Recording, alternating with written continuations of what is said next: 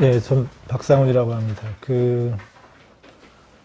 현대민주주의가 갖고 있는 가장 위대한 점이라고 제가 생각하는 건 여러 다른 시민 집단들이 평화롭게 어우러져 살 수 있는, 사실상 인간이 만든 정치체 가운데는 거의 유일하다고 볼 수 있습니다.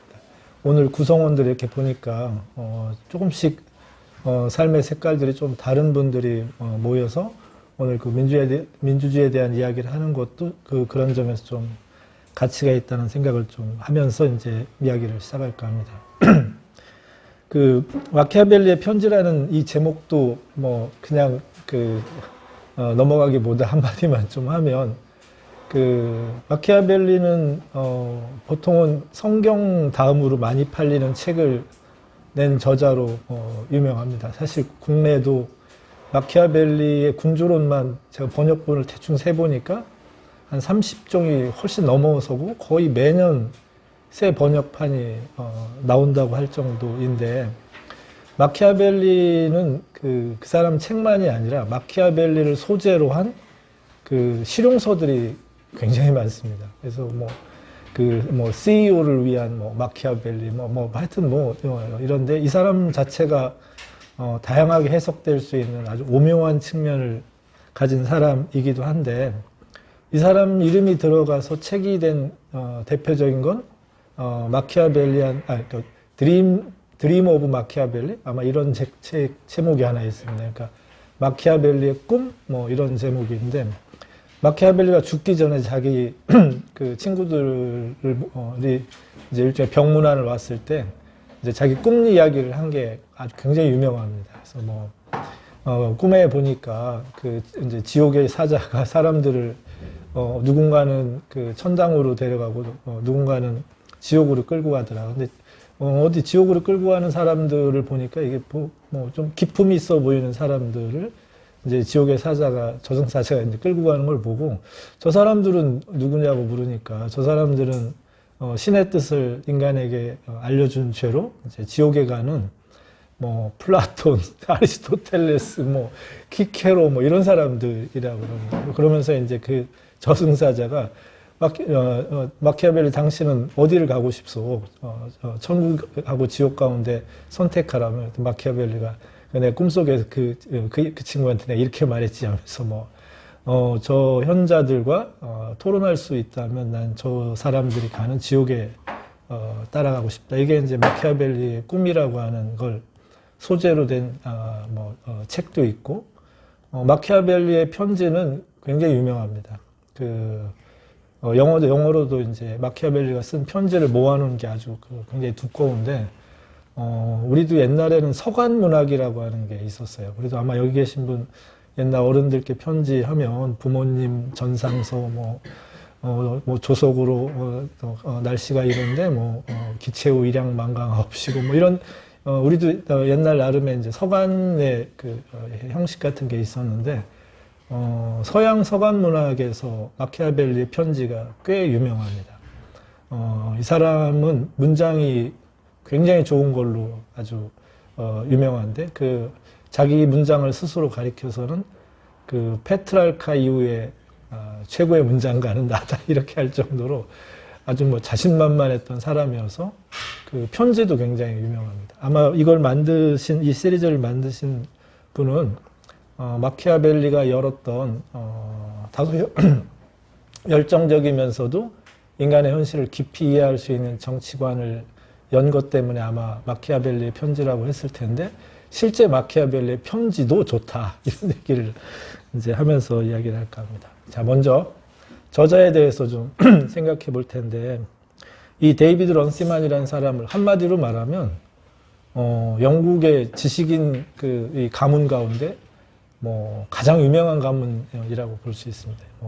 아버지, 삼촌 전부 다 아주 대단한 지식인들입니다. 영국은 아직 귀족의 전통이 남아 있습니다. 그래서 어떻게 보면 귀족 가문입니다. 귀족 가문이고, 대개는 좀 진보적인 학자들이 이 가문에서 많이 배출이 됐고, 지금도 자귀를 갖고 있는 집안이니까. 그리고 이 런시만이 자귀를 물려받았습니다.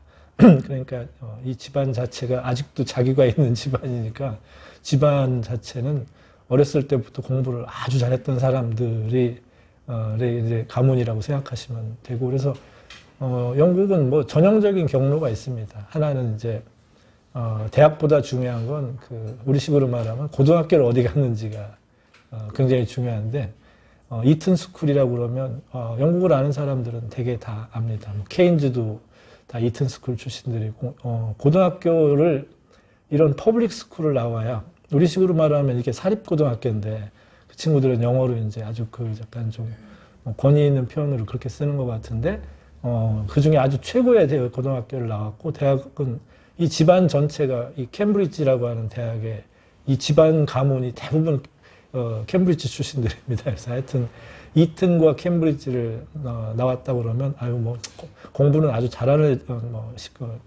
집안이구나, 가족 친구구나, 이렇게 아마 여러분들은 생각하시면 될 겁니다. 근데 독특하게도 그 가문 가운데서는 굉장히 대중적인 사람입니다.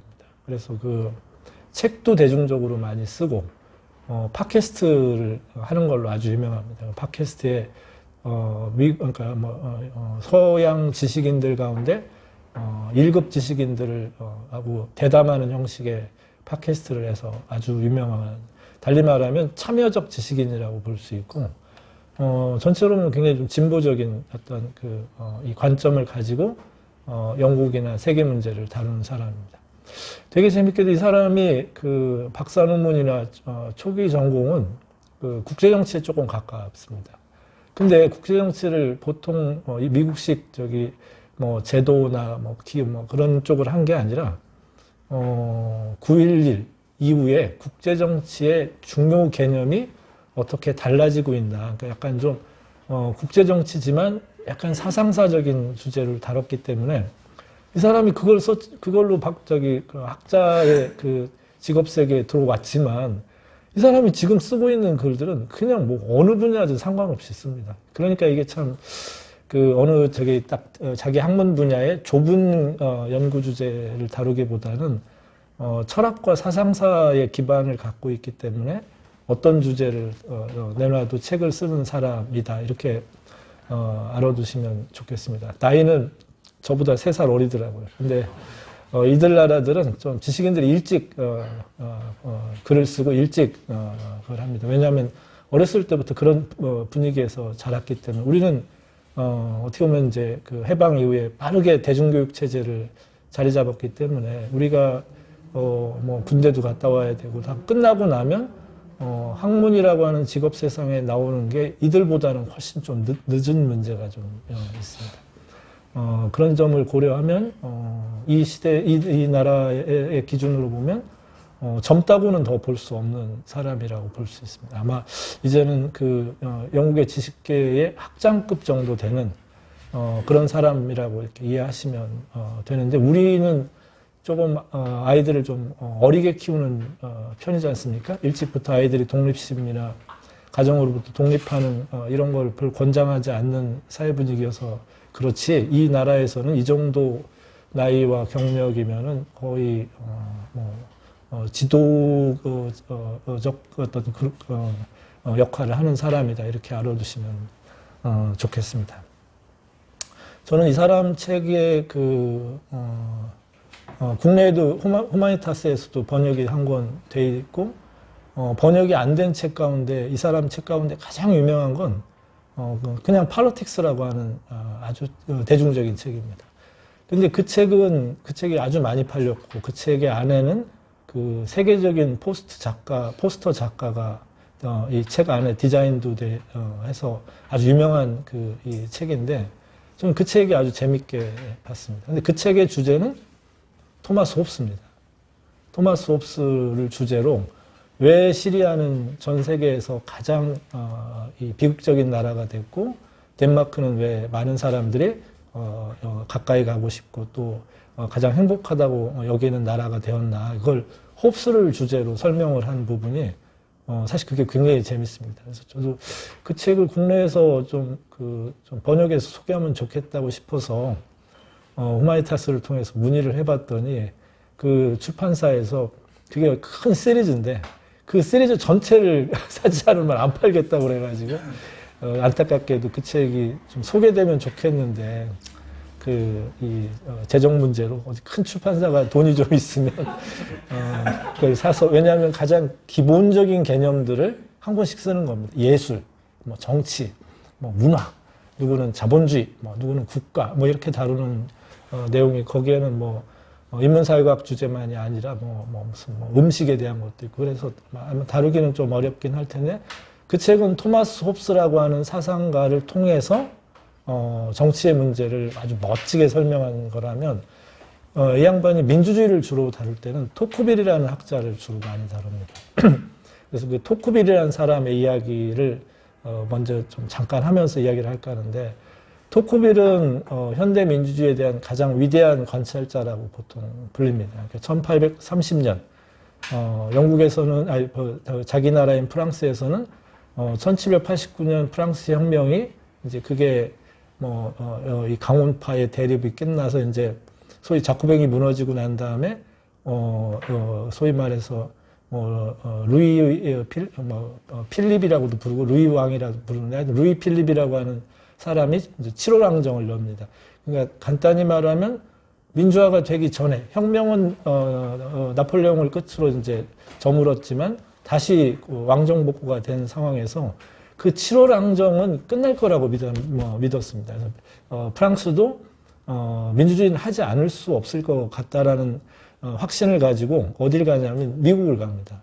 미국은 1787년에 헌법을 만들고 사실상 민주주의를 한 가장 오래된 국가이기 때문에 그 나라의 민주주의를 이제 보러 갑니다. 그 보러 가는데 거기서 이 사람이 민주주의를 관찰하면서 굉장히 흥미로운 이야기들을 많이 합니다. 그래서 그 일종의 여행기에 가까운 이 책이 거의 지금은 정치 사상사에서는 뭐 빼놓을 수 없는 책이 된 게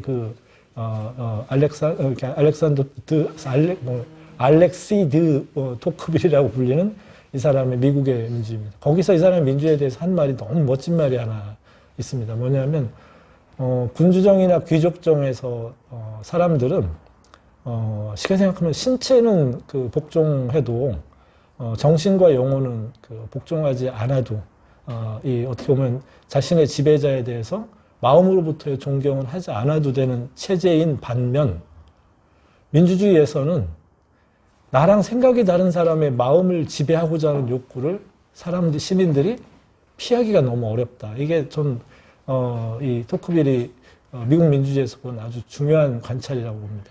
오늘 또 그 가운데 토크빌의 테마 가운데 왜 민주주의가 된 나라에서 시민들은 다른 시민들을 자꾸 린치하고 싶어 할까? 이 주제가 여기도 조금 나오는데 이런 문제는 이제 토크빌의 문제입니다.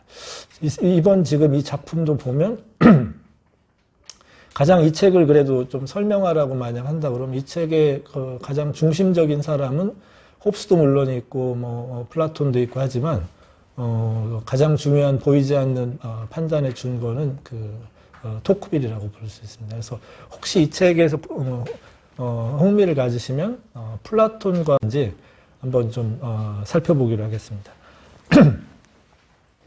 그 다음에 이제 전체적인 주제 얘기를 좀 했고 이제 제목 얘기를 좀 할 텐데, 제목은 민주주의는 어떻게 끝나가는가, 이게 이제 원래 제목입니다. How Democracy Ends라고 하는 제목인데, 사실 이 제목이 이 안의 내용하고는 약간 좀 불일치한다고 저는 생각합니다. 그래서 출판사에서 아마 고심고심을 해서 영어 제목하고는 좀 동떨어지게 이 쿠데타, 그다음에 대재앙, 그다음에 정보 권력이라고 하는 이 책의 안의 내용 가운데 중심적인 주제를 제목으로 저는 가져왔다고 생각합니다. 이게 좋은지 나쁜지는 이제 책이 이제 사람들에게 유통되고 어떻게 읽히는가에 따라 다르긴 할 텐데, 서구에서는 이른바 블랙시트라고 하는 사건하고 트럼프의 등장이 서구 지성사에는 거의 일종의 하여튼 대충격을 준 사건입니다. 민주주의가 과연 이렇게도 될 수 있나? 이게 이 시기에 아주 중요한 질문이었기 때문에 그런 분위기를 반영해서 민주주의라는 것이 정말 이제 트럼프까지, 그리고 결국 영국 안에서 이민자들에 대한 두려움을 동원해서 국민투표를 했을 때 그 결과가 이렇게 참혹하고 누구도 자신들이 이런 결과를 만들 거라고는 예상 못하는 그런 짓을 우리가 했단 말인가? 이런 분위기 속에서 책이 만들어져서 제목은 민주주의가 정말 이렇게 끝나는 건가? 이런 분위기에서 만들어져서 책 제목이 이렇다. 근데 거기에서 주로 등장하는 것은 오히려 트럼프보다 트럼프를 만들어낸 다른 현상들, 그리고 트럼프 말고도 민주주의에 참 위협되는 어떤 현상들을 우리가 좀 관심을 가져보자라는 아마 주제의식을 가지고 책을 쓰지 않았나. 우리말로 보면 민주주의는 어떻게 끝장나는가 이렇게 아마 냈으면 아마 민주주의의 종말론에 대해서 기대를 많이 할 텐데 아마 출판사에서 그래서 그 제목을 아마 직역을 꺼리지 않았을까. 그래서 거의 부제에 가까운 걸 제목으로 옮겼지만 괜찮을 수 있다라는 생각은 들어요. 근데 정보 권력이라는 이 번역은 조금 저는 다르게 했었으면 어떨까 하는 생각이 듭니다. 뭐냐 하면 국가 운영을 기술이 접수하는 걸 가리키는 겁니다. 여기 정보 권력 그러면 우리는 보통 국정원이나 안기부나 생명보험회사나 이들의 정보 능력 이렇게 가기 쉬운데 이거는 테크놀로지가 소위 말해서 국가를 소위 말 테이크오버 하는 걸 가리킵니다. 그러니까 앞으로 만약에 인공지능 국가가 만들어진다. 아마 이렇게 생각하시면 이 세 번째 정보 권력이라는 테마는 거기에 가깝다고 생각하시면 좋겠습니다. 자, 이제 프린트물을 중심으로 이제 생각을 빠르게 이제 좀 이 책의 생각들을 좀 살펴볼까 합니다. 이 책은 서구 민주주의의 상황을 이제 이렇게 정의합니다. 서구 민주주의는 분노와 혐오, 비난, 온라인 폭력 이런 것들의 편재성에 현재 서구 민주주의의 상황을 특징 지을 수 있다 이렇게 말합니다. 그러니까 사람들이 민주정치 안에서 사는데 어떻게 보면 좀 더 나은 협력이든 협동이든 이런 가치보다는 아주 참을 수 없는 그런 디스커스트, 보통 그러면 혐오라고 번역을 하는 것도 괜찮고 분노라고 번역을 하는 것도 그렇고 도저히 역겨워서 못 살겠다라는 듯한 이렇게 행동들을 보이는 게 지금 서구 민주주의의 상황 아니냐, 이게 이제 이 사람의 이제 진단이라고 볼 수 있습니다. 근데 이거는 신진 민주주의 국가보다는 안정된 민주주의 국가에서 벌어지고 있기 때문에 중요하다. 이게 이제 이 사람의 생각입니다. 잘 민주주의가 자리 잡힌 사회에서 지금 우리가 만나고 있는 현상은 이 분노나 혐오가 산재해 있는 어떤 정치 현상이다. 이렇게 보는 겁니다. 그래서 이 책을 혹시 읽어보신 분은 중년의 민주주의의 위기 이런 표현들에 대해서 이게 중년이라는 게 뭘까? 그 얘기는 민주주의가 어느 정도 자리를 잡은 다음 우리도 삶에 대해서 어느 정도 청년기에 또는 청소년기에 어떤 열정과 이런 걸 지나서 이제는 좀 인생이 무엇인지 삶이 무엇인지를 알만한 때쯤 됐을 때에 갖게 되는 어떤 무기력감이나 이런 것 비슷하게 민주주의가 안정된 상황에서 맞게 되는 위기가 있다. 우리는 늘 이런 생각을 했지 않습니까? 우리도 어떻게 하면 저런 선진 민주주의 국가처럼 빨리 따라갈까 이렇게 얘기를 하는 게 있다. 그럼 지금 이 책의 주제는 서구 선진 민주주의 국가가 지금 위기다라고 하는 것을 이제 말하는 겁니다. 자기가 볼 때는 차라리 신생 민주주의 국가는 아직 기회가 많다. 오히려 민주주의가 잘 안정된 나라들이 앞으로 닥칠 위험이 나는 더 커 보인다. 이게 이제 전제되어 있는 거라고 보시면 되겠습니다. 그래서 안정된 민주주의가 중년의 위기, 그러니까 더 달리 말하면 근육량도 더 늘릴 수 있고, 키도 더 클 수도 있고, 에너지도 더 할 수 있는 청장 시대를 지나서 이제는 더는 이제 체력적인 어떤 것을 더 늘리기 어려운, 달리 말하면 민주주의가 더 힘을 낼 수 있는 이 상태가 아닌 조건에서 맞게 되는 위기에 대한 얘기를 좀 하겠다. 이게 이제 이 주제라고 볼 수 있겠습니다. 이 사람은 민주주의라고 하는 것이 사람들에게 매력 있는 정치체제가 된 이유는 개인적으로는 자유롭게 그러면서도 동시에 다른 정치체제에 비해서 못지않은 집단적 성과를 가졌기 때문에 민주주의가 사람들에게 받아들여지고 정당성을 갖는 체제가 된 건데 개인적 자유를 더 늘리고 집단적 성과를 더 늘리기 어려운 그런 중년의 위기가 지금 서구 민주주의에 왔다. 그러니 사람들에게 지금 힘들어도 앞으로 더 나아갈 길이 있다라고 말하기가 참 어려운 민주주의에서 꽤 큰 도전들이 몇 가지 등장하고 있는데 그것이 유럽 민주주의를 서구 민주주의를 어떻게 위협하는지 우리 좀 살펴보자. 이제 이런 얘기를 이제 하게 되는 겁니다.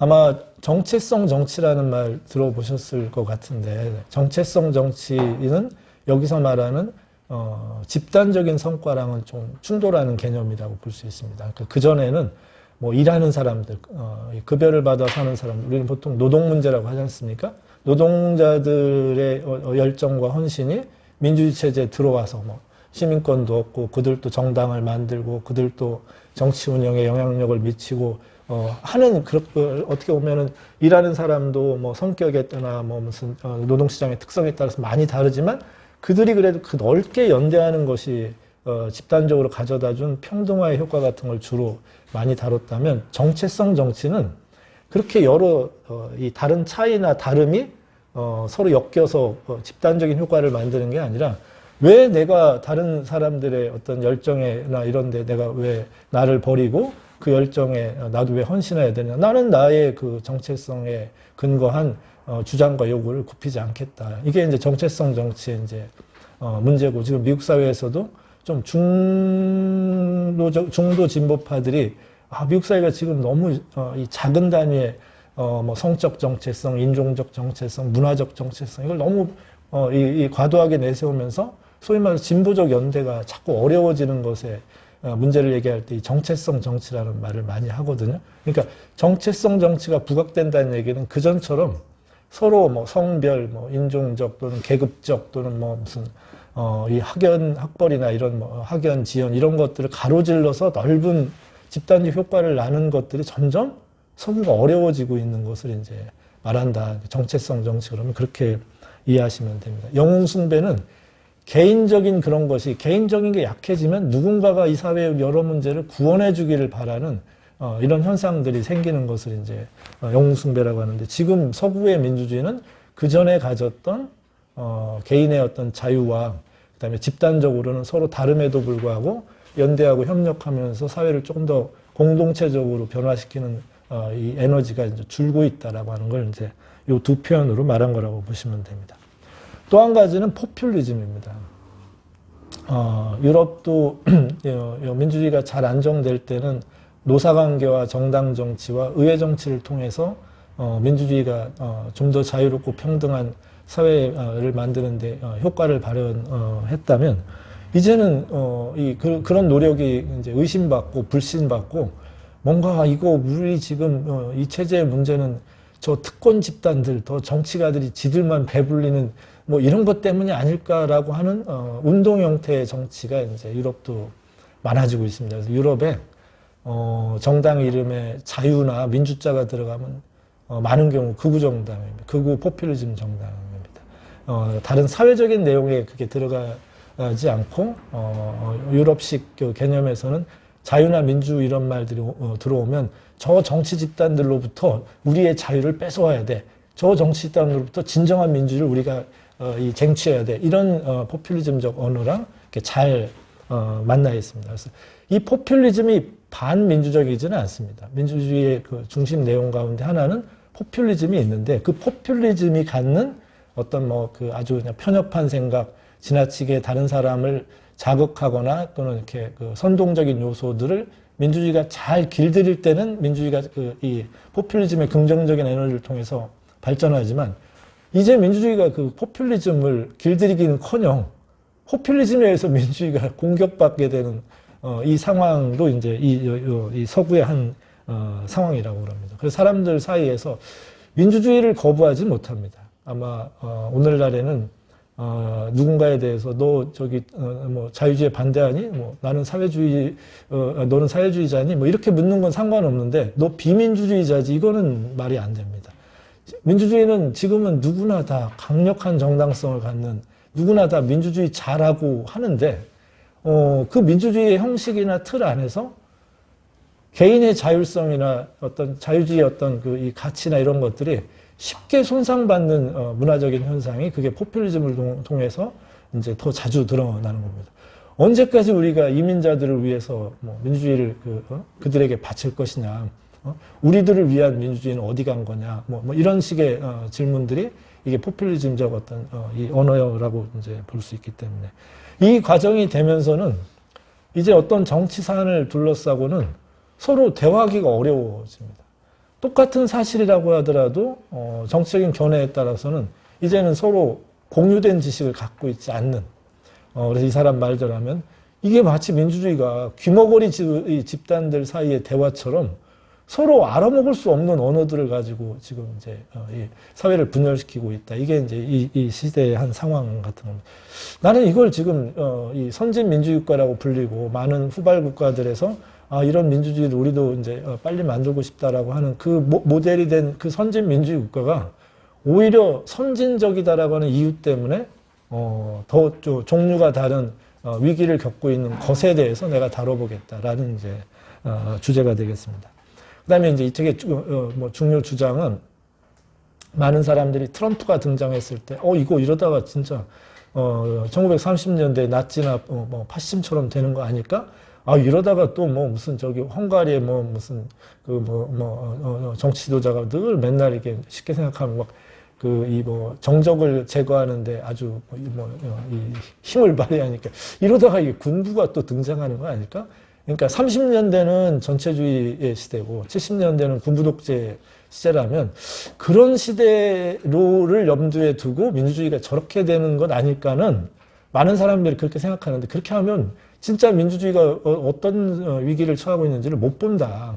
그러니 30년대적 관점 또는 70년대적 관점이 아니라 지금 완전히 새로운 시대의 위기 상황으로 들어서고 있다는 걸 생각해 봐야 된다. 그게 이 사람이 말하는, 쉽게 생각하면 20세기의 그 민주주의의 나쁜 모습 또는 민주주의가 그 나빠진 모습을 기준으로 앞으로 미래를 조망할 것이 아니라 새로운 문제가 지금 앞에 있다.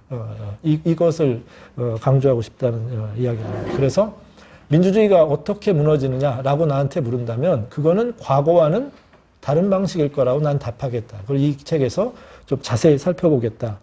이렇게 말하는 겁니다.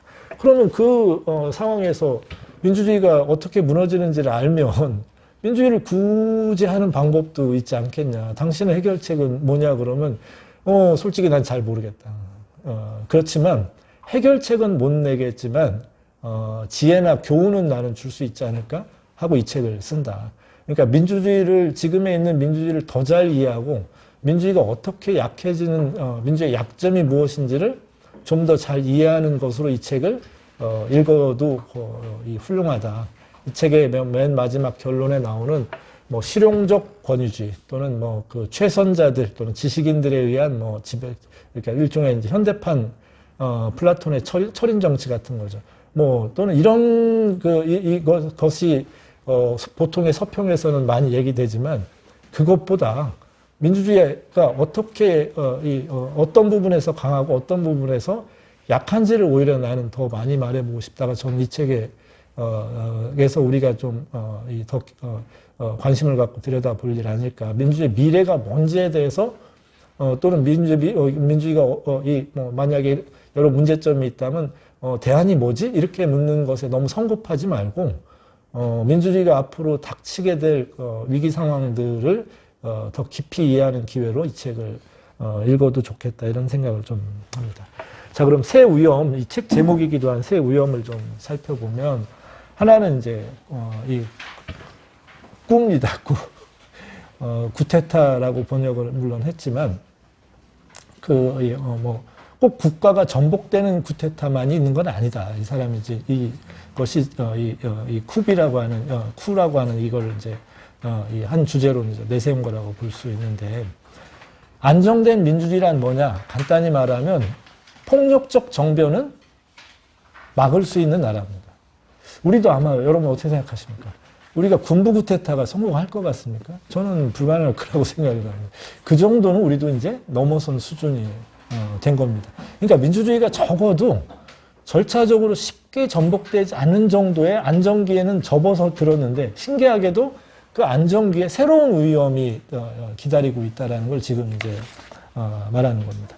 따라서 이 어떤 뭐라고 해야 되나 정치적 어떤 격변이 아니죠. 정치적인 어떤 이 어떤 이 퇴행 이런 현상이 나타난다면 그거는 과거와 같은 이 아주 한 방에 그냥 체제를 무너뜨리는 이런 형태는 아닐 것이다라는 게 이제 한 가지 전제입니다.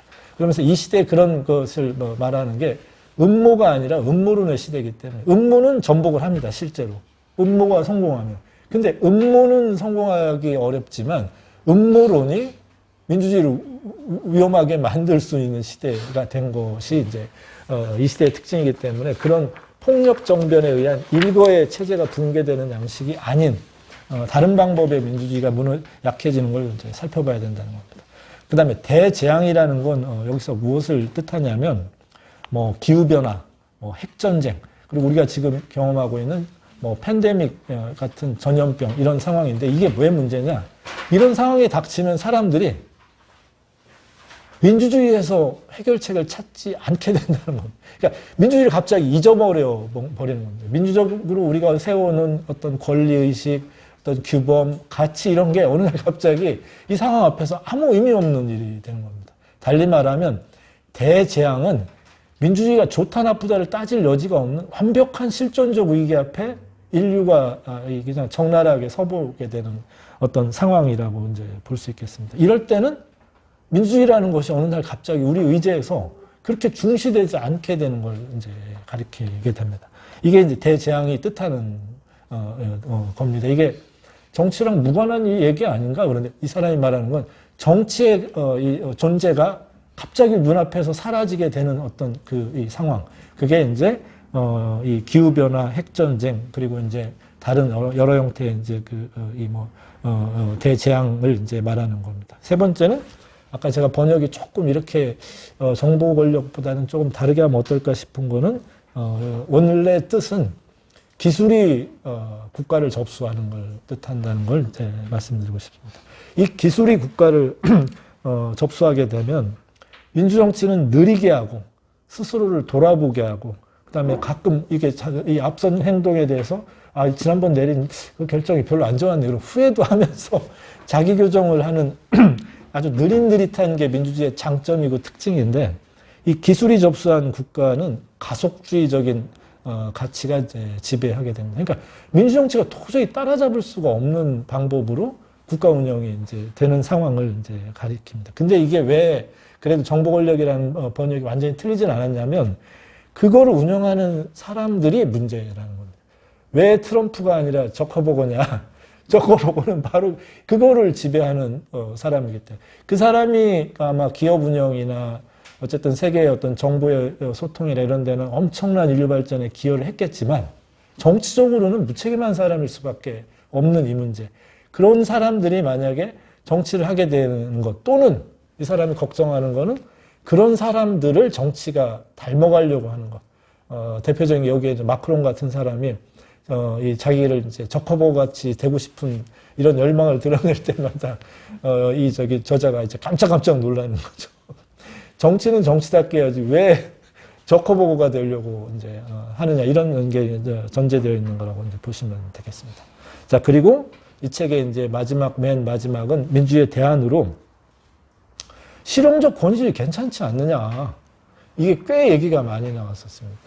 대표적으로 중국이 아주 잘 나갈 때 미국의 지식인들 사이에는 야 솔직히 이렇게 뭐 늘 갈등하고 사회를 분열시키는 민주정치보다 아니 중국이 뭐가 나쁘냐 엘리트들 사이에서 경쟁도 있고 협력도 있고 솔직히 중국의 시민 입장에서는 그렇게 안정감 있는 이 강력한 국가 통치가 훨씬 나은 거 아니냐 그 나라의 국부를 증진하는 데도 도움이 됐고 옛날에 중국의 어마어마한 환경 오염도 아주 지금 하루하루가 다르게 이렇게 개선해 갈 수 있는 건 그게 꼭 왜 나쁘냐 권위주의가 왜 나쁘냐 이런 이제 이야기가 되면서 중국도 민주주의라고 보자 서양과는 다를 뿐 아니라고 보자 이게 이제 대표적으로 이제 실용적 권위주의 같은 겁니다.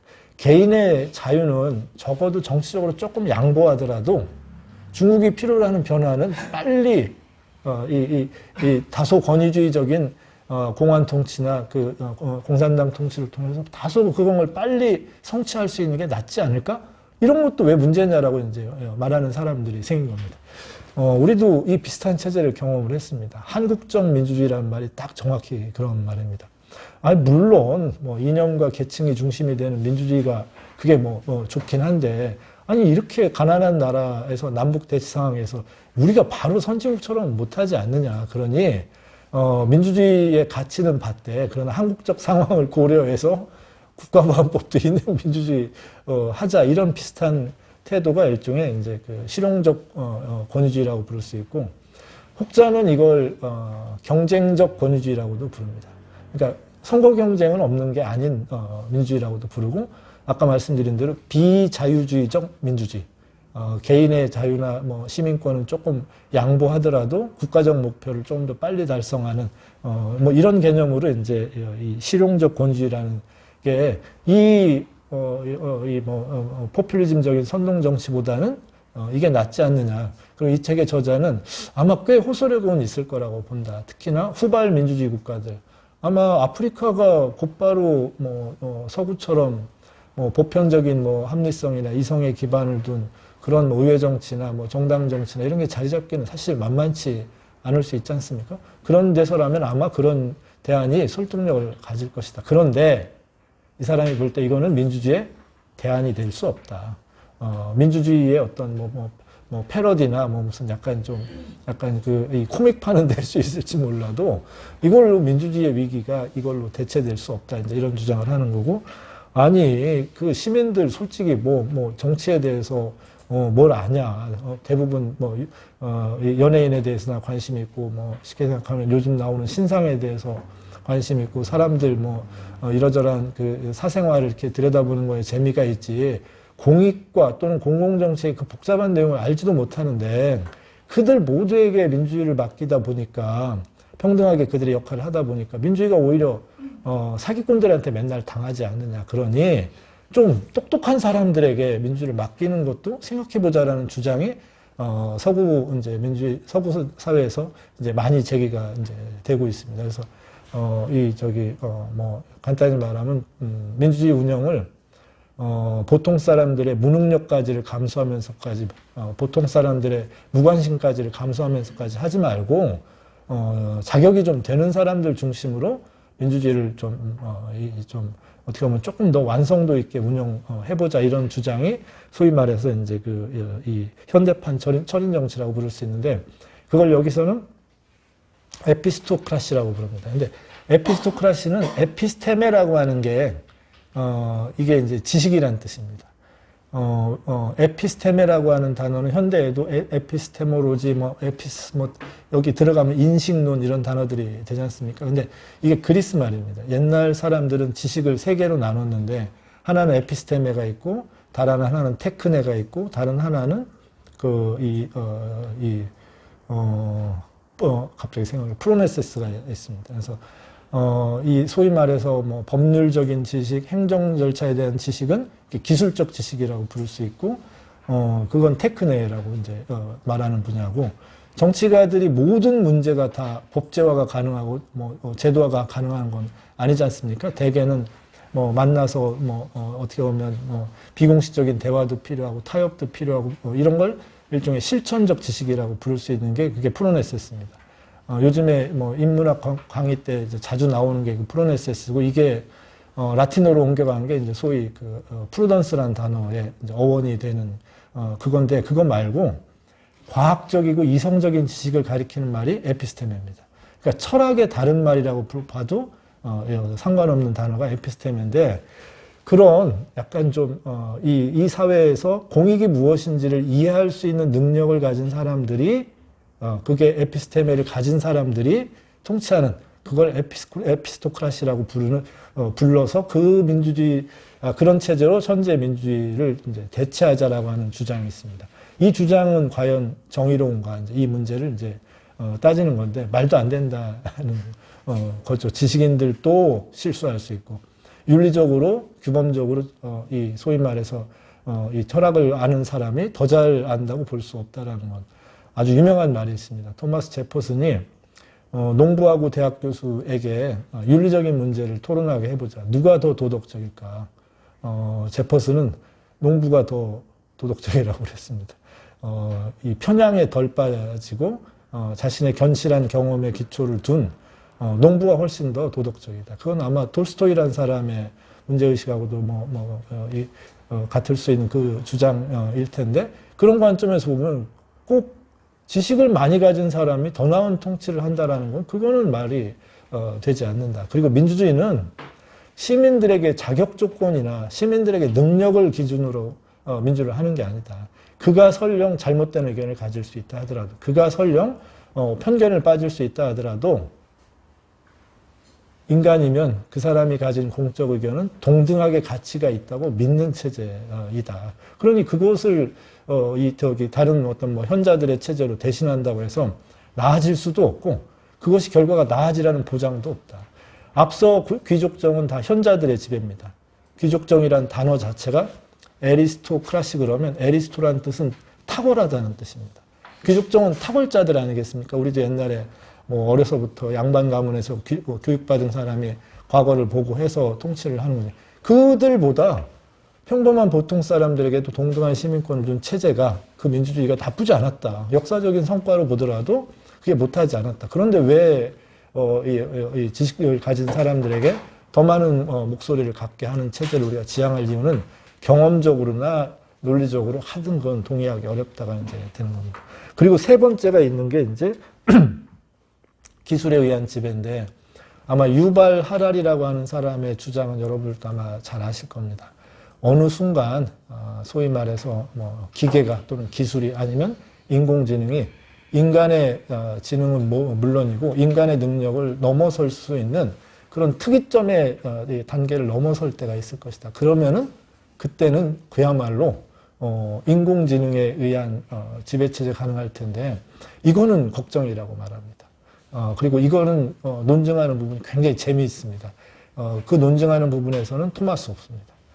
토마스 홉스의 리바이어던이라는 이야기를 들어보셨을 텐데, 그 리바이어던은 인공기계라는 뜻입니다. 엄밀히 말하면. 국가는 뭐죠? 기계입니다.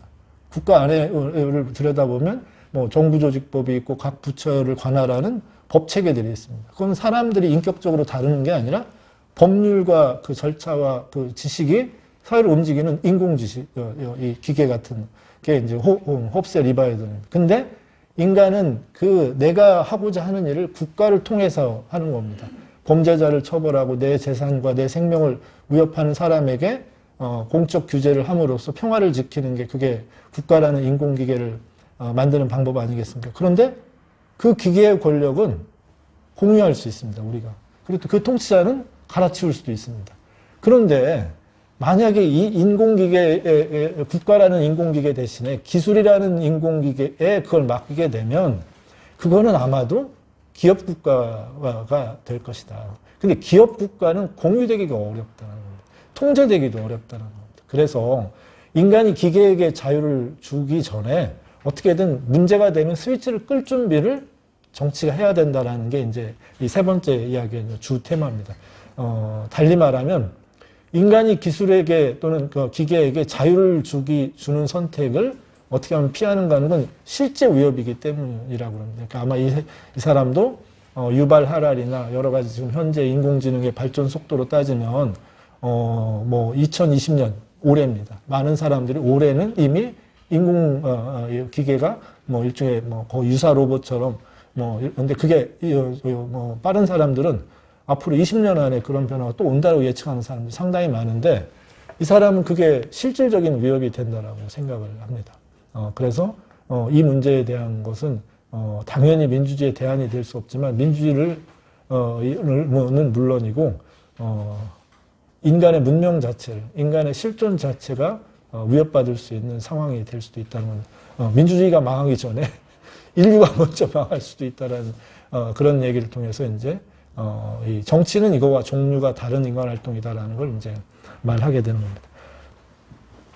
자, 이제 요까지가 어떻게 보면 이 책 전체 줄거리에 대한 이제 이야기가 될 테고, 주요 내용은 이제 빨리 읽어보시면 이제 되겠습니다. 일단 아까 제가 음모론에 지배하는 정치를 이제 이야기했는데, 대개 음모론은 패자들이 승자를 제끼고 언젠가는 승자가 되기 위해서 동원하는데, 이제는 현대 민주주의에서는, 서구 정치에서는 승자도 음모론을 이제 동원하는 게 됩니다.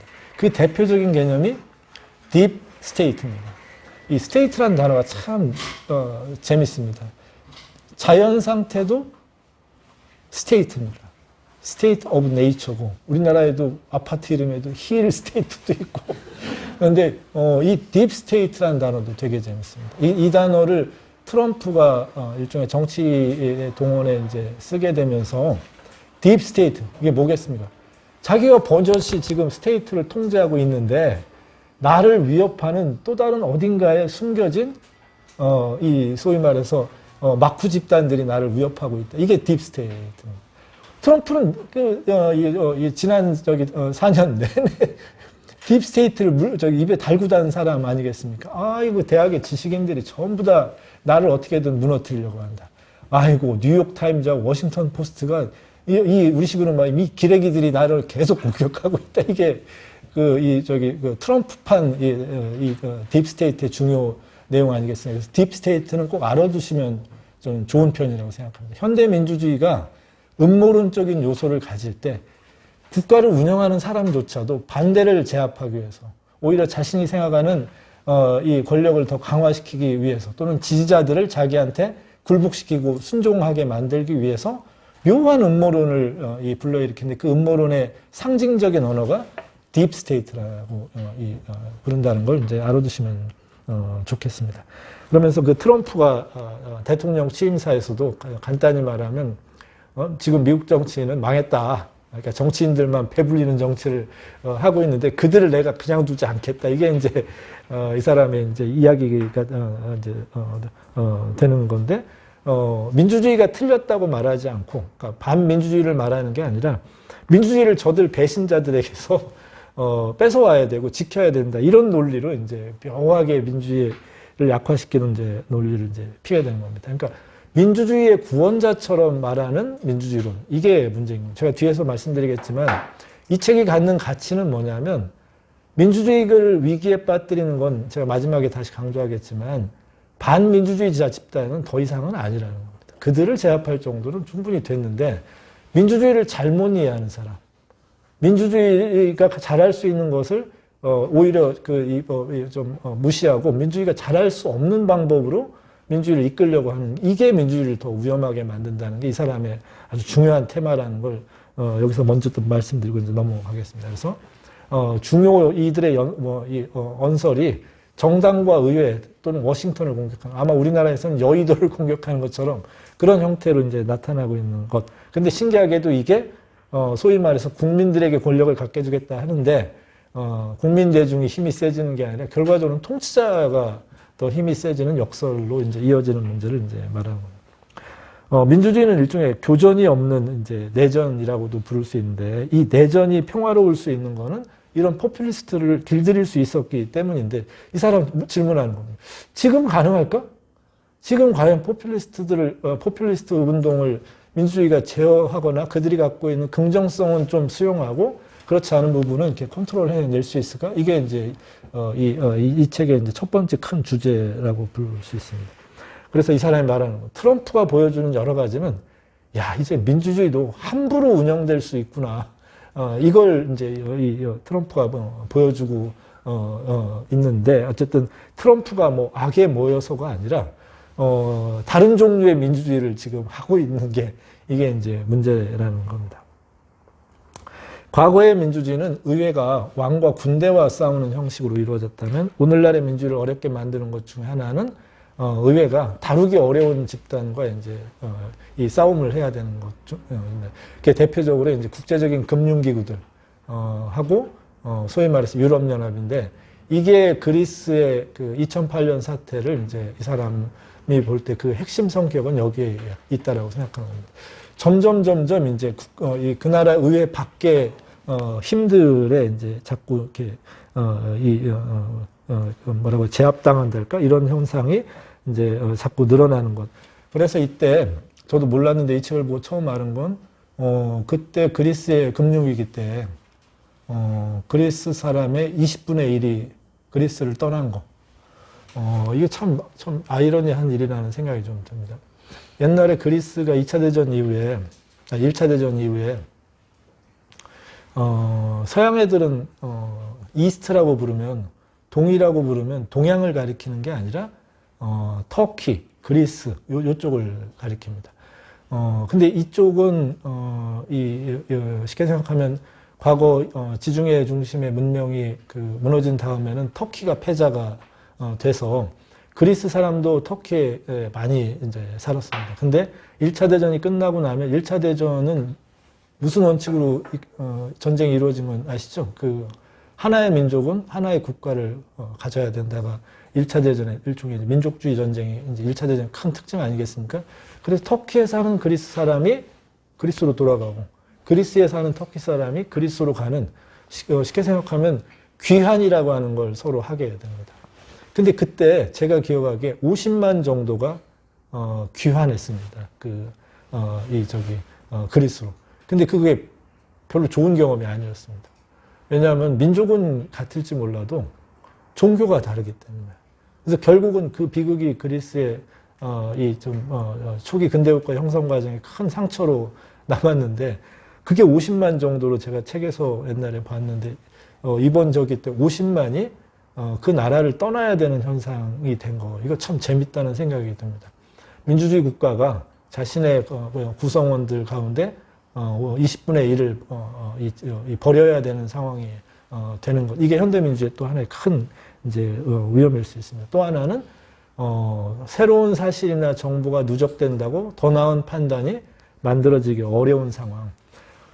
이 책 읽으면서 아마 포스트 트루스라는 단어 보신 분들 아마 있을 겁니다. 이제는 그게 영어 사전에도 등재가 됐습니다. 그만큼 이 단어가 이제 중요한데 아무리 사실과 관련된 정보를 모아도 서로 의견이 비슷해지는 게 아니라 정보가 더 많아지고 사실에 대한 판단을 더 많이 들으면 들을수록 오히려 서로 다른 판단을 하는 것.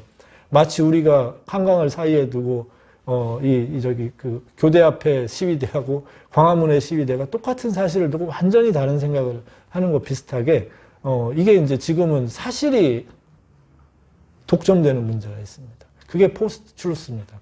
이제는 진실이 있다 하더라도 나는 다른 사실에 주목합니다 하면 그걸로 더 이상 대화나 이런 게 이제 이루어지지 않는 이런 현상도 이제 소위 말해서 음모론이 지배하는 사회의 이제 한 특징이 될 수 있겠습니다. 이 과정에서 서구 민주주의가 안주하게 된다는 것.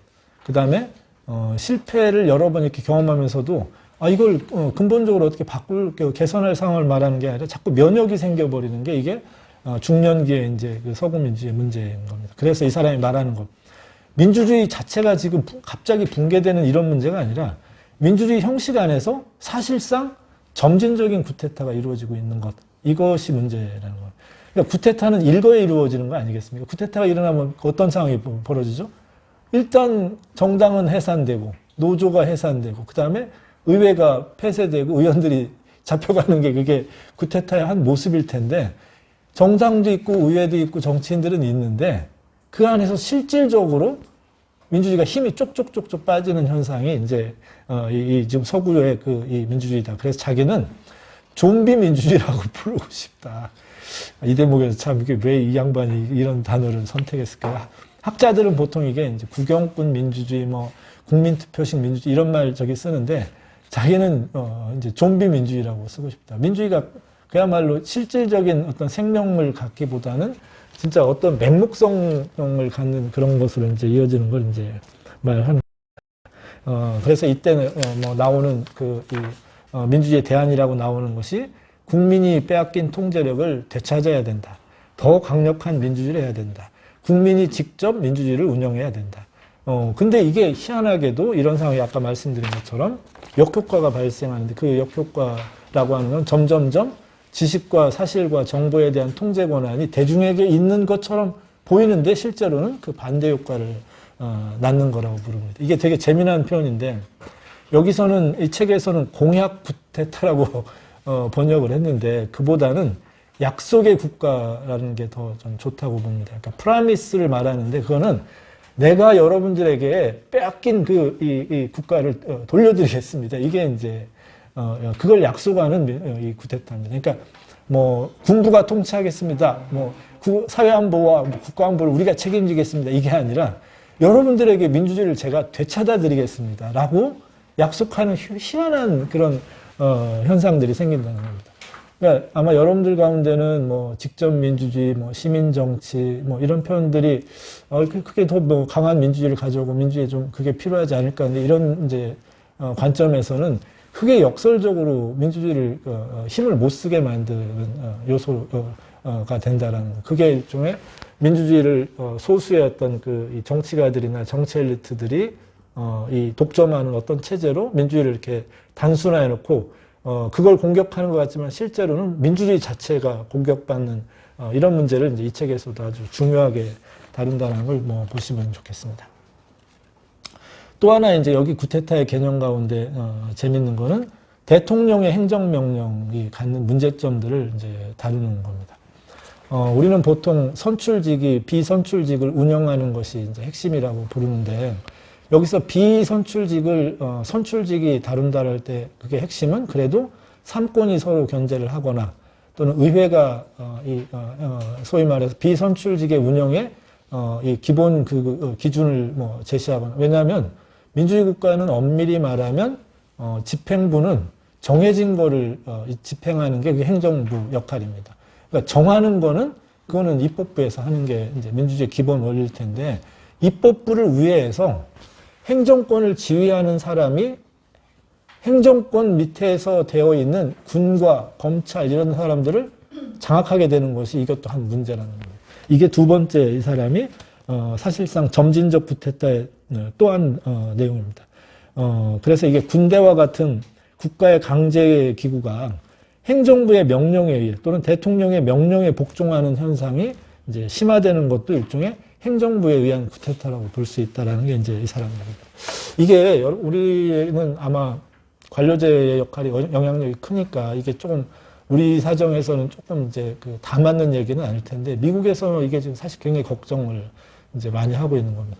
트럼프의 명령에 절대적으로 복종하는 이 중앙정부가 CIA와 트럼프의 명령에 따르는 군 수뇌부와 이게 지금 미국 시민들에게는 민주당을 지지하는 시민들에게는 거의 공포 수준입니다.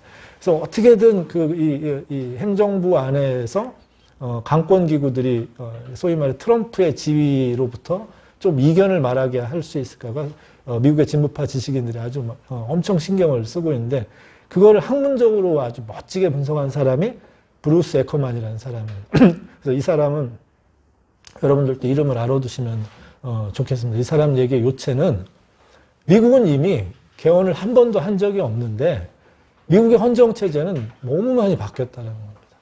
그래서 지금 옛날 헌법 제정자들이 타임머신을 타고 지금 워싱턴에 다시 와서 우리가 만든 헌법이 지금 이렇게 운영되고 있단 말이야? 하고 하면 그 사람들은 이건 이미 이 체제는 여기 다른 체제가 됐다라고 아마 말할 거라고 이제 말하는 겁니다.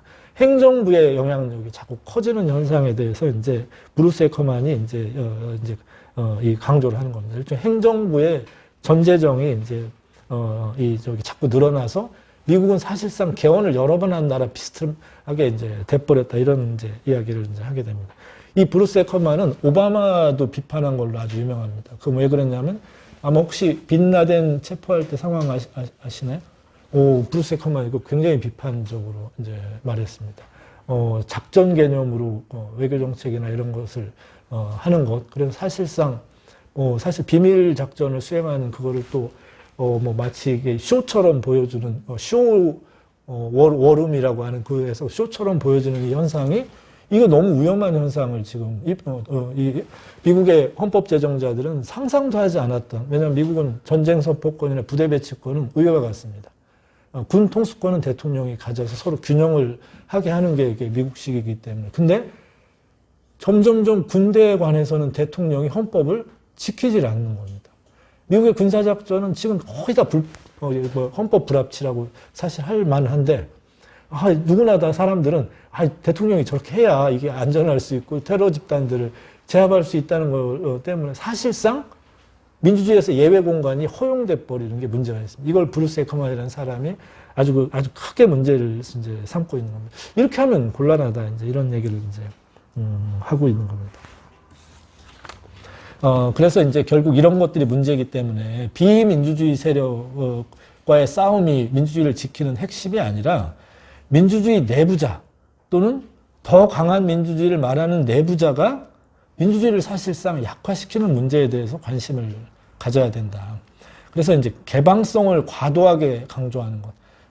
정치가 만약에 완전히 투명하게 된다 그러면 정치가 역할은 없어지는 겁니다.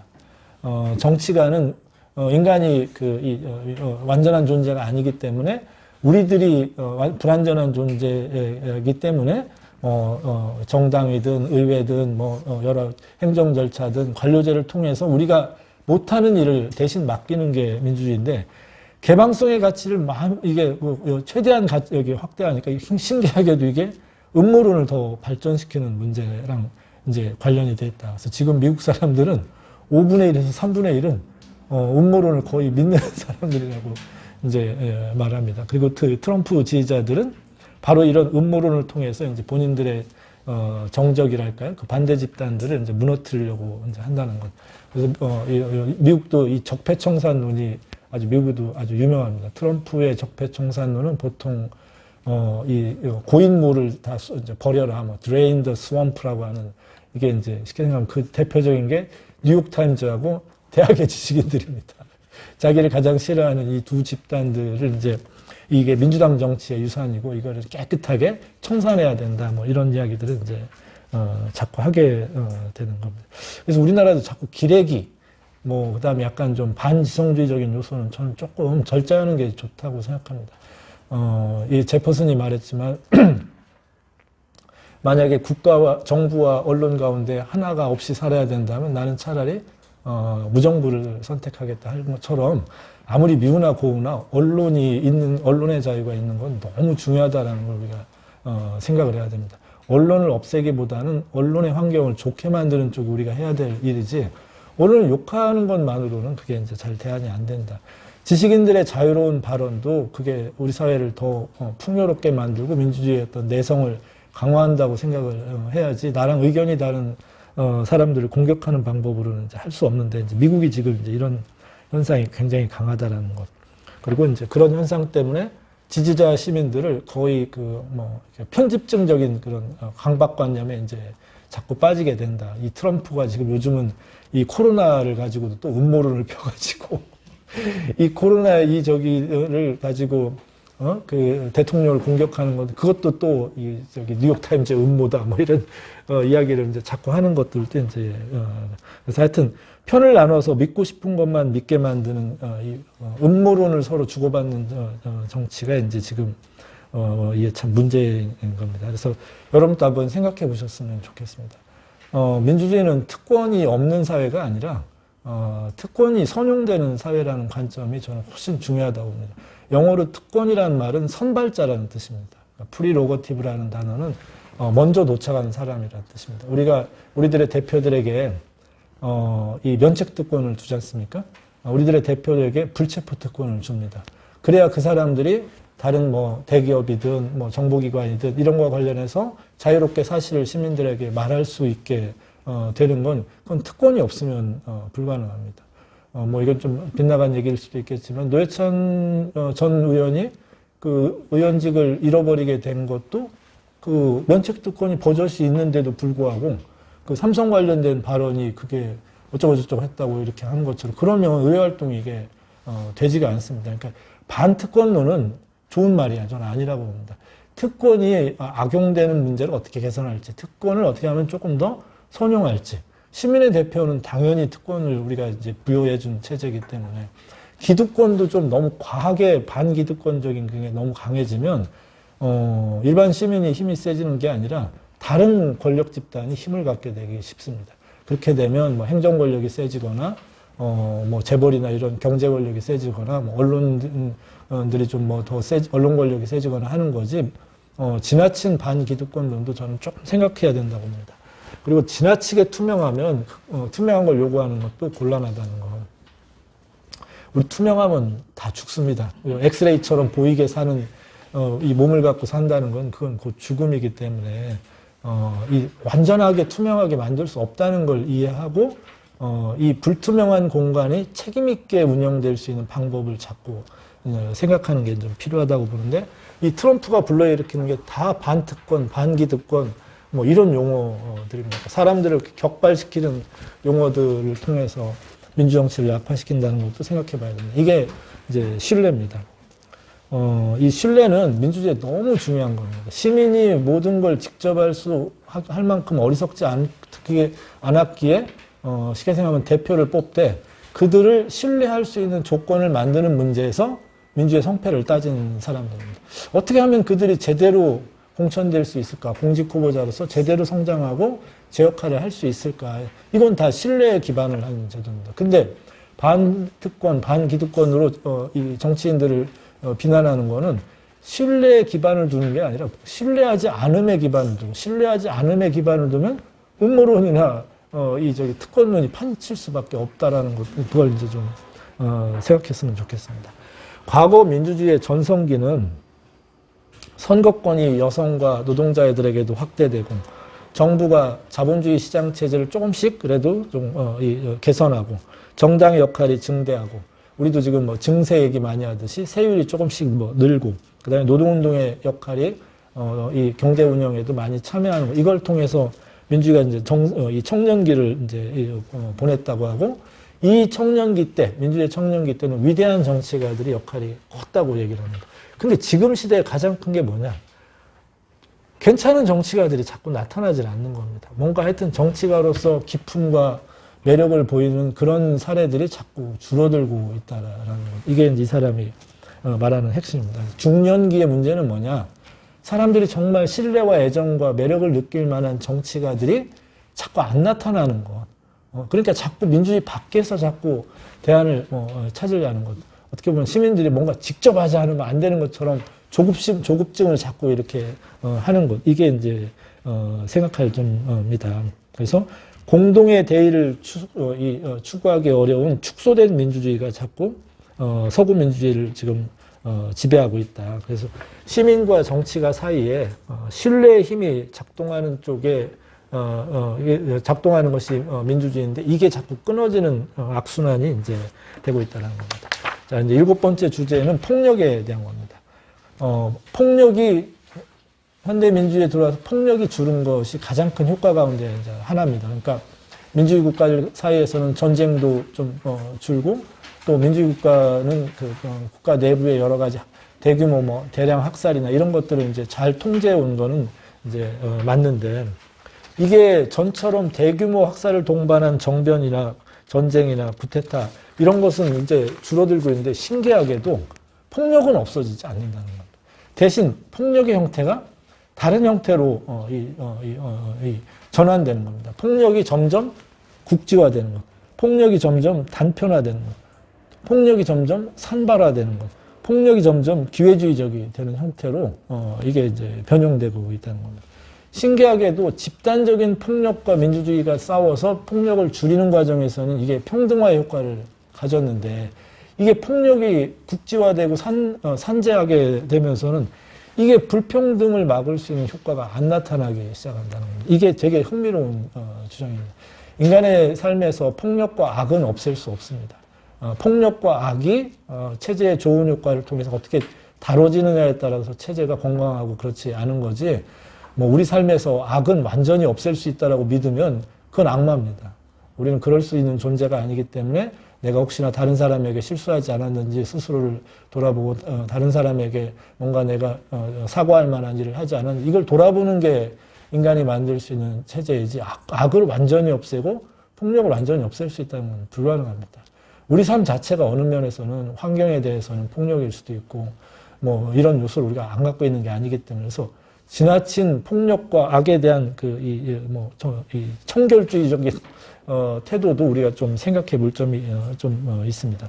폭력을 어떤 방법으로 다뤄야 실질적으로 사회를 조금 더 평화롭게 만들면서도 우리가 필요로 하는 이 공정하고 좀 이런 정의의 효과가 늘 수 있을까 이런 걸 이제 관심을 가져야 되는데 국지화되고 선제화된다는 건 사람들이 우리의 문제를 공유할 만한 감각으로 전환하기가 너무 어려워진다는 겁니다. 이게 정체성의 정치랑도 관련이 있는데 나의 집단의 어떤 이 피해와 이것만 너무 강조하게 되면 폭력에 대한 공유된 감각을 발전시키기가 되게 어려워지기 시작합니다. 그러니까 이게 희한하게도 전체적으로 폭력 때문에 생기는 고통을 가진 소집단들이 또 자기들 사이에서도 또 이 상처를 주고받는 문제랑 이제 관련이 되게 됩니다. 그래서 민주주의가 이제는 폭력으로는 안 무너질 수 있게 정도는 안정된 게 서구 민주주의인데 근데 이 폭력을 다루는 방법에서 실패하고 있다. 여기 뒤에 아마 나올 텐데 저도 이걸 보고 사실 좀 깜짝 놀랐는데 시카고가 저도 몇 번 가봤는데 그게 한 200만 정도의 도시인데 한 달에 총격으로 죽는 사람이 한 달 평균 50명이라는 건 좀 처음 알았습니다. 그리고 미국에서 가장 많이 사람을 죽이는 건 마약 진통제. 미국은 이 병원에 가기가 너무 어렵습니다. 그래서 미국 사회 굉장히 중요한 특징은 병원에 가는 것 비용이 너무 많이 들기 때문에 제약이 엄청 발전했습니다. 웬만한 건 다 이제 약 먹어서 그걸 이제 가난한 사람들은 이제 살아야 되는데 이게 마약성 진통제로 버티다가 죽는 사람이 이 총기 그 사고에 죽는 사람보다 훨씬 많다고 그럼 더 문제가 있습니다. 자살입니다. 우리가 지금 자살률이 이렇게 많다는 것, 내가 다른 사람을 폭력을 저질러서 그 사람의 존재를 절멸시키는 것이 아니라 나의 존재를 절멸하게 되는 것, 이건 사실 굉장히 큰 공동체적인 문제입니다. 내 안에서 이 사회 속에서 한 구성원으로 살아가는 것에 자신의 어떤 역량이랄까 이런 게 무너지는 경험하고 자살은 관련이 있기 때문에 저는 자살의 문제도 이제 중요한데 어쨌든 지금 민주주의가 이런 형식으로 폭력을 다루는데 실패하고 있다라는 거. 이 점도 이제 우리가 이제 생각해야 된다는 겁니다. 이런저런 문제 때문에 이제 그 폭력 범죄라는 것이 이제 만연된 이제 시대가 돼서 지금 미국의 자살률이 1920년대보다 높아졌다고 합니다. 그리고 저도 이번에 보고 하는 거는 미국의 재소자가 200만이고 흑인 시민이 백인 시민보다 감옥에 갈 확률이 10배가 높고 이건 확실히 우리가 좀 생각할 점입니다. 옛날에는부터는 흑인이 그렇게 감옥에 많이 안 갔습니다. 그렇게 가기 시작한 게 1970년대에 급증했다고 보통 알려져 있습니다. 옛날부터 흑인들은 조금 삶이 어떠고 그러니까 범죄 이런 유혹에 많이 빠지지. 그것도 약간 허위 사실입니다. 70년대부터 자꾸 만들어진 현상이라는 걸 생각하면 왜 민주주의가 이런 폭력의 문제를 영어로는 그걸 다 바이오런스 크라임이라고 부릅니다. 자살이든 타살이든 전부 다 그건 바이오런스 크라임입니다. 왜 바이오런스 크라임을 줄이는데 무능력할까? 이 문제에도 이제 생각할 시점이 이제 됐다는 겁니다. 자, 대재앙은 아까도 말씀드린 것처럼 인간이 이 행성을 살만한 환경으로 유지하는 문제에서 이 실패하는 문제에 대한 겁니다. 그래서 이 문제에 대한 민주주의의 통제력이 이제 빠르게 상실되고 있다. 옛날에는 DDT라고 해서 유해 농약에 대해서 많은 사람들이 이런 농약을 친 음식물 우리가 어떻게 먹으면 안 되지라고 하면 그게 그래도 큰 경각심 때문에 입법도 되고 했는데 이제는 웬만한 걸 가지고는 사람들이 별로 이게 그렇게 중요한가 이제 잘 이제 안 된다라는 겁니다. 핵무기는 지금이 가장 위험한 옛날에 비해서 계속 위험해지고 있는데 핵 문제에 대한 관심이 자꾸 줄어듭니다. 신기하게도 핵의 위험성이 높아지고 있는데 서구민주주의는 그 과정에서 발전했기 때문에 잘 되겠지. 지금까지도 했지만 통제가 잘 된 거 아니야? 이런 식으로 이제 소위 말해서 대재앙을 몰고 올 수 있는 것에 대한 위기의식은 신기하게도 자꾸 줄어들고 있는 것에 문제가 있다고 생각합니다. 그리고 더 중요한 건 적어도 우리가 생각할 때는 지구를 지키는 문제, 환경을 지키는 문제는 합의 쟁점일 것 같은데 정치가 점점 이 이슈마저도 도대체가 서로 합의할 수 없는 논쟁으로 이제 이끌게 된다는 겁니다. 어떻게든 오존을 발생을 덜 시키기 위해서 어쩌고저쩌고 하면 그거는 환경단체들의 음모고 쟤네들은 맨날 이게 대화가 잘 안 되는 겁니다. 그래서 환경 이슈나 이런 문제도 이 당파적인 어떤 갈등으로 이제 다뤄지고 무기력하게 다뤄지고 있다. 이러면서 이 사람이 하는 말 행정명령의 문제를 또 한 번 이제 사례를 듭니다. 오바마가 했던 두 개의 큰 결정은 하나는 오바마 케어라고 해서 건강보험을 하는 거하고 다른 하나는 소위 이제 기후 문제에 대한 예산을 집행하는 건데 오바마 케어는 입법으로 했고 이 기후 문제는 행정명령으로 했습니다. 트럼프가 두 법을 없애겠다고 선거 공약에서 했는데 기후 문제를 벗어나는 건 오바마의 트럼프 행정명령으로 즉각 없어져 버렸는데 오바마 케어는 입법적 결정은 아직 오바마가 손을 못 대고 못 뒤집고 있는 겁니다. 그러니까 이 사람 하는 말 대재앙의 문제를 다루는 것도 입법적인 결정으로 하는 것에 중요하다. 빨리 하기 위해서 행정적 명령으로 하는 것은 역전될 가능성이 굉장히 많다라는 걸 이제 말합니다. 그러면서 이 사람이 이제 하는 말, 민주주의가 실존적 문제를 개선하는 데는 한계가 있다.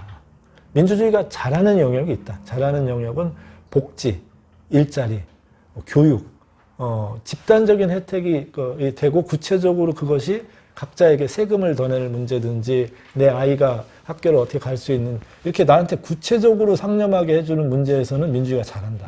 근데 이게 올지도 안 올지도 모르고 그리고 온다 하더라도 나는 살아남을 수 있는 확률이라도 조금만 얘기되면 그렇게 사람들이 두려워하지 않는다는 겁니다. 그러다 보니까 이 민주주의 이전에 문명을 붕괴시킬 수도 있고 인간을 실존적으로 이제 삭제시킬 수도 있는 대재앙에 대한 민주주의의 대책, 민주주의의 대응은 이게 지극히 무기력하다라는 이게 우리가 이제 이 사람이 이제 생각해야 될 문제라고 이제 이야기를 하는 겁니다.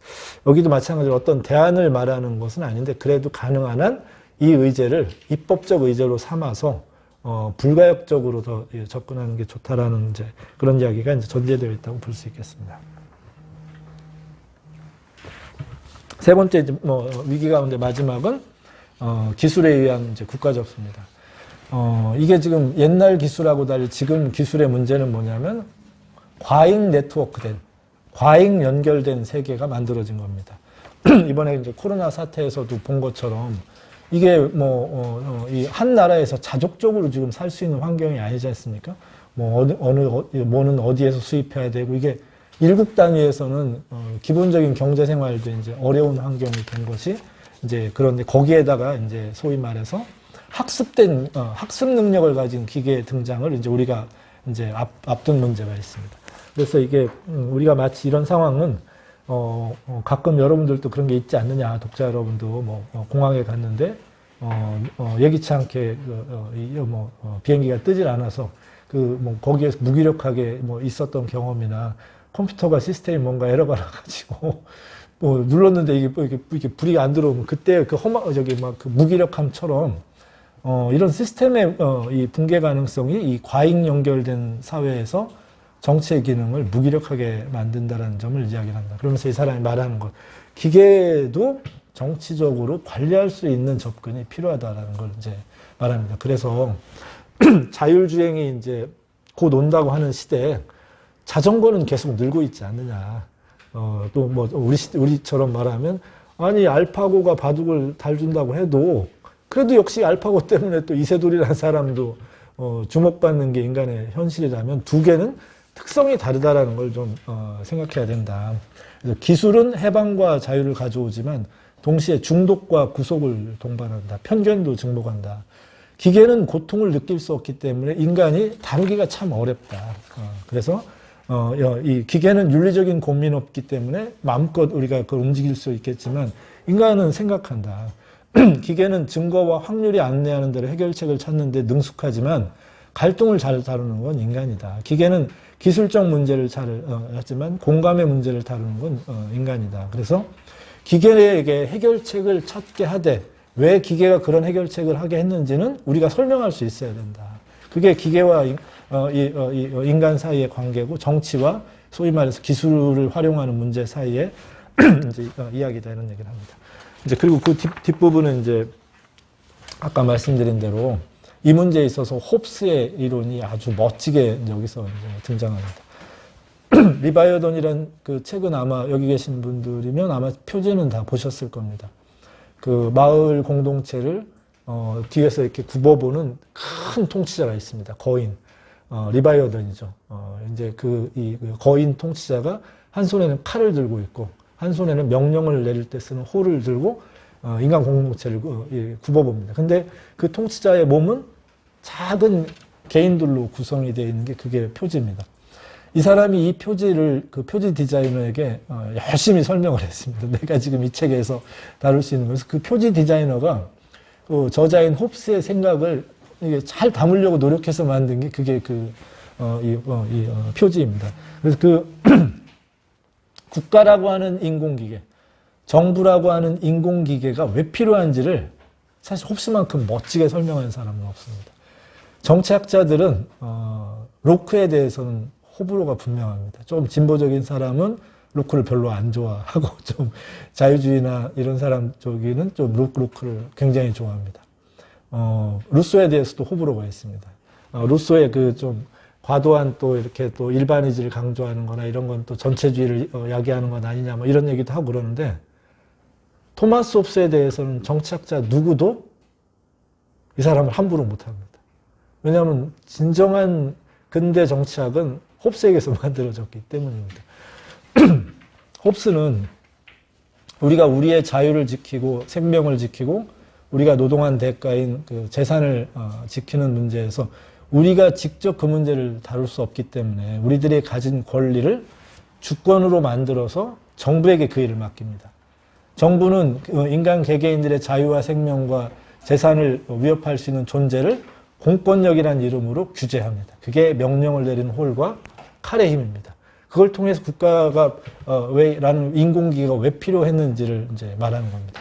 인공적이다라는 게 홉스의 핵심입니다. 그래서 홉스는 그 리바이어던을 말할 때 artificial이라는 단어를 잘 씁니다. 또는 artifact.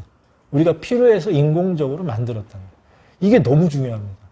우리가 인공적으로 만들었기 때문에 국가나 정부는 개개인 누구의 입장에서도 의심해 볼 수 있습니다. 저게 공익을 꼭 대표하나? 나 생각해 보니까 뭐 인류 역사에서 환경을 최고 많이 훼손한 건 뭐 국가와 군대고 뭐 아마 폭력도 그런데 저 공권력이 언젠가 인간에게 폭력을 행사할 거라면 그건 어떻게 막지? 이런 질문들도 홉스가 있기 때문에 사실 우리가 할 수 있었던 일입니다.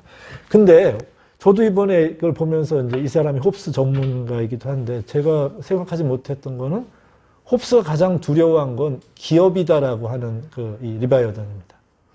그러니까 기업이 정치까지를 가져서는 안 된다는 겁니다. 그러니까 기업은 기업이 잘할 수 있는 영역에서의 챔피언이 될 수 있겠지만 적어도 공권력을 다루는 문제에서의 챔피언은 정치라고 하는 리바이어던에게 왜 맡겨질 수밖에 없는지 이거를 이제 말하면서 이 홉스 이후에 모든 중요한 사람들은 다 인간이 운영하는 민주주의는 기계와 관련되어 있다는 걸 말했다는 겁니다. 그래서 베버가 정당을 머신이라고 표현한 걸 혹시 아시는지 모르겠는데 베버도 정당을 머신이라고 표현했습니다. 관료제도 아이언 케이지, 뭐 사실 머신입니다. 기계라고 부른 겁니다. 당연히 국가도 여기서 말하는 건 홉스가 보여준 것처럼 리바이어던입니다. 이게 왜 필요하고 이걸 어떻게 우리가 통제할 수 있는가가 민주주의의 중심 문제입니다. 민주주의는 간단히 말하면 우리가 인간의 문제의 모든 것을 우리 스스로가 다 다룰 수 없기 때문에 적법한 절차를 통해서 우리들에게도 강제력을 사용할 수 있는 정치 공동체를 만들었지만 그 정치 공동체를 우리가 어떻게 통제할 것인가가 그게 민주주의의 문제입니다. 그러니까 통치를 먼저 가능하게 하고 그 통치가 자의적인 권력이 되지 않도록 우리가 어떻게 그 정치를 다뤄가느냐가 그게 민주주의의 중심 문제입니다. 적어도 정치와 국가, 정부의 영역에서 인류는 그 문제에 있어서는 성과를 낸 게 그게 민주주의입니다. 근데 기업은 그걸 하기는 어렵다는 겁니다. 기업은 공유할 수 있는 이 조직체가 아니기 때문에. 따라서 기업을 다루는 문제는 마치 우리가 상법을 가진 것처럼 달리 말하면 정치 영역을 통해서 기업이 그 사회의 생산적 필요에 잘 부응하면서도 그것이 파생할 수 있는 과도한 권력은 절제시키는 겁니다. 정부가 법을 만들지 않고는 기업은 돈을 벌 수 없습니다. 정부가 입법을 하지 않고는 기업은 사람을 고용할 수 없습니다. 그러니 기업이 정치나 국가를 운영하게 되는 상황을 우리 스스로 넘겨줄 수는 없다라는 겁니다. 간단히 말하면.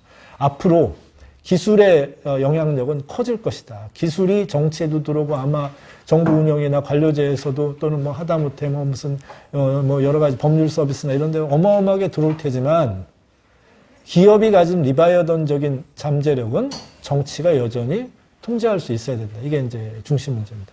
그래서 이 사람이 예를 들어 되게 재미난 예 중에 하나가 동인도 회사입니다. 동인도 회사는 사실상 국가 역할을 한 겁니다. 네덜란드가 여러 가지 남아프리카 공화국이나 이런 거 다 사기업을 통해서 그 식민 지배 체제를 운영한 겁니다. 그런데 이걸 국가가 테이크오버한 겁니다. 근데 이제 다시 테크놀로지가 국가를 테이크오버하겠다고 지금 나설 수 있다라는 겁니다. 이게 이 사람이 여기서 말하는 왜 홉스가 그런 얘기를 한 거고 왜 막스 베버가 왜 정치는 카리스마여야 되는지 왜 인간적 요소가 거기에서 최후의 순간에는 인간적 매력이 왜 움직여야 되는지 관료나 이들에 의해서 시스템에 의해서도 움직일 수 있겠지만 만약 그렇다고 그러면 정치 대신에 법치나 뭐 시스템을 맡기고는 되겠지만 왜 그게 안 되는지 결국 기계의 문제 가운데 정치적 기계의 문제는 문제의 본질이라는 거예요. 근데 이게 다른 기계의 속성으로 정치 밖에서 국가를 운영하게 하는 것 신중해야 된다는 겁니다. 기계에게 자유를 주면 기계는 정말 자유롭게 인간 문명을 지배할 수 있다는 게 이 사람이 이제 말하는 이제 핵심이라고 볼 수 있습니다. 이 핵심이 걱정인 겁니다. 아마 우리도 얼마 전에 비트코인 무슨 블록체인 민주주의 얘기를 했는데 이 사람 국가가 가진 가장 강력한 두 개의 힘은 하나는 누군가의 인신을 구속할 수 있는 힘과 다른 하나는 화폐 발행권이라는 겁니다. 근데 점차 우리는 디지털 화폐 쪽을 이들에게 넘겨주는 결정을 인류가 아마 하게 될 거라는 겁니다. 강제는 못 넘길 테지만 대신 이들은 강제 대신에 딴 거를 추구하고 있다는 겁니다. 딴 건 뭐냐면 초연결 사회. 그리고 이제는 국가 단위에서 영향받지 않는 글로벌 공동체에 대한 전망. 그리고 이들이 국가가 가진 강제력을 피하거나 약화시킬 수 있는 건 아주 잘 연결된 네트워크의 힘. 근데 자꾸 지금 정치가들이 이들을 닮으려고 하는 사람들이 너무 많이 나타나고 있다는 겁니다.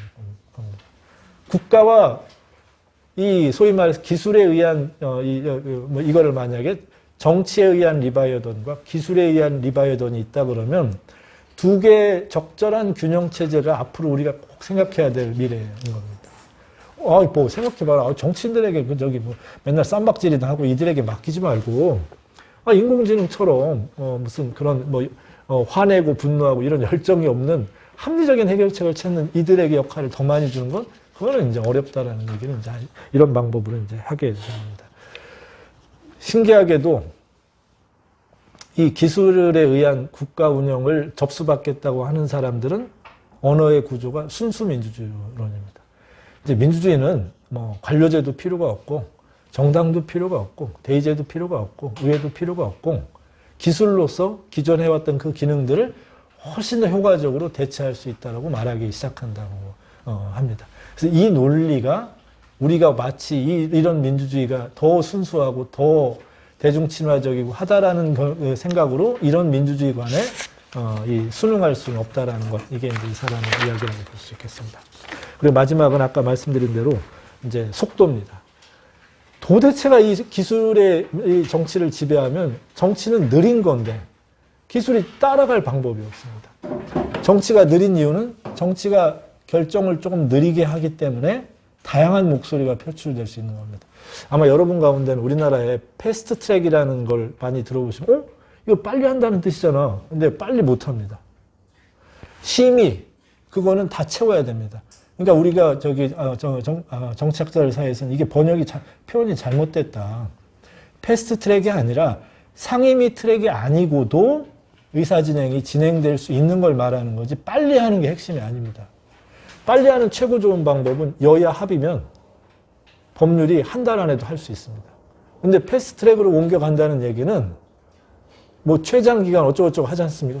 그건 안 거칠 수가 없습니다. 왜? 민주주의는 심의하게 돼 있기 때문에, 수기하게 돼 있기 때문에, 다양한 의견들이 다 들어오고 나야 공적 결정이 이루어지기 때문에, 그렇기 때문에 강제가 먹히는 겁니다.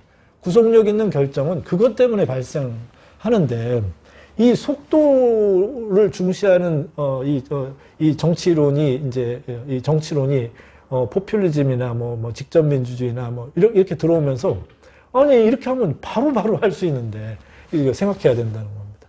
우리가 민식이법이나 뭐 여러 가지 특별법에 대해서 아쉬움을 표하는 거는 그게 조금 진지하게 좀 논의됐더라면 그 지금처럼 과도한 양형 조건에 그걸 우리가 좀 줄이거나 했을 수 있고 안 그러니까 이게 지금 잘못하면 그 스쿨존 안에서 사고를 일으키면 20년형을 살 수도 있습니다.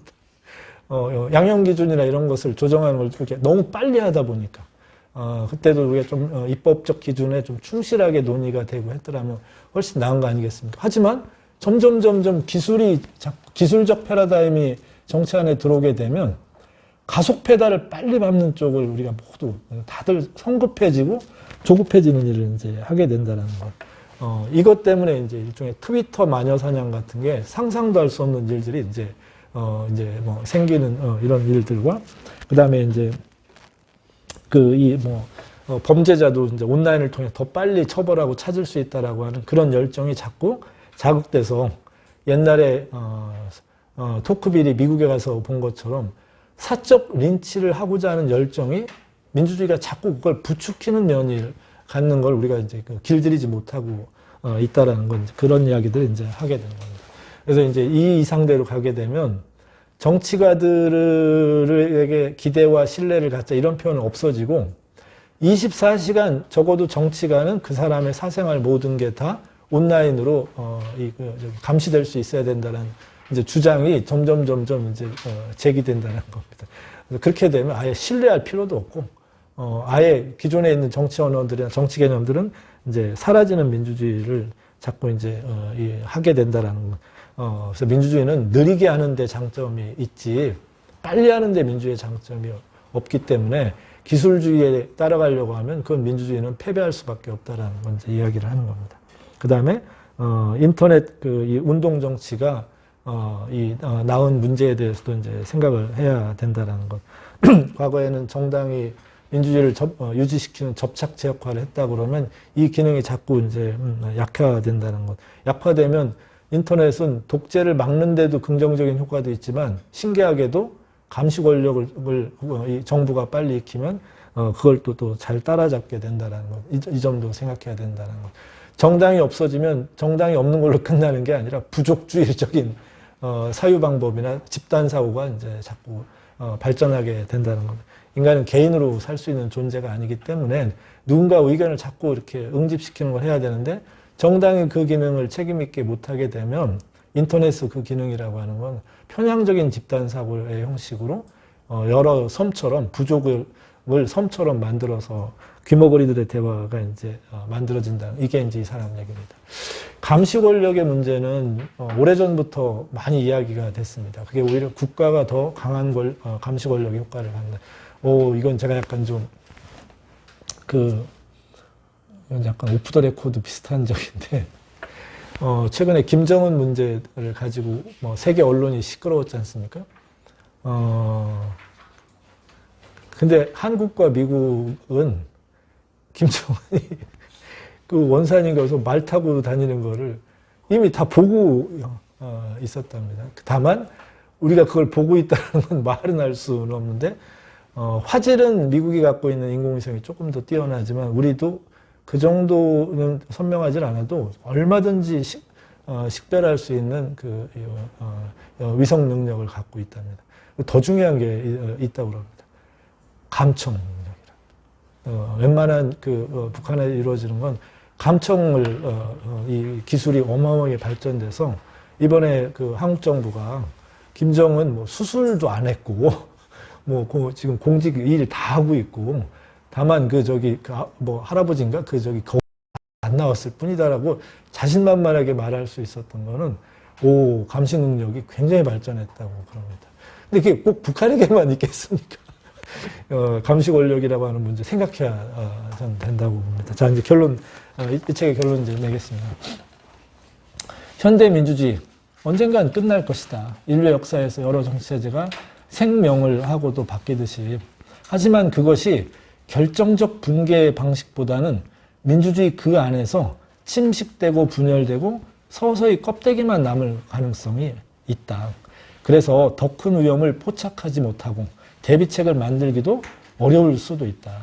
그래서 자기가 볼 때는 현대민주주의는 민주 대 반민주 또는 반민주 세력과의 싸움이 핵심이 아니라 잘못된 민주주의, 민주주의에 대한 잘못된 이해 또는 오만한 민주주의 때문에 문제가 된다. 민주주의가 잘할 수 없거나 해결할 수 없는데도 민주주의로 모든 걸 할 수 있다는 겁니다. 대중이 모든 걸 다 통제할 수 있다라고 하는 허망한 그런 믿음을 갖게 하는 민주주의론이 오히려 민주주의를 더 위협할 수 있다. 인간은 살아가는 과정에서 세상의 모든 어떤 문제를 어떤 한 곳에 모든 것을 해결책을 둔 적은 없습니다. 민주주의도 우리가 완전하다고 해서 한 게 아니다라는 것. 적어도 공적 의견을 형성하는 데는 그나마 지금까지 했던 실험 가운데는 가장 가치 있는 실험이다라는 판단을 우리가 갖고 있을 뿐이지, 민주주의를 완벽하게 완전하게 해서 문제를 해결하고자 했던 것은 민주주의자는 그런 생각을 했던 사람들이 아니었다라는 것. 민주주의도 잘할 수 있는 게 있고 잘할 수 없는 게 있다라는 것. 잘할 수 없는 분야에서라면 다른 원리들이 민주주의와 병행할 수 있게 생각해 줘야 된다는 것. 이게 저는 이 책을 읽는 한 방법이라고 봅니다.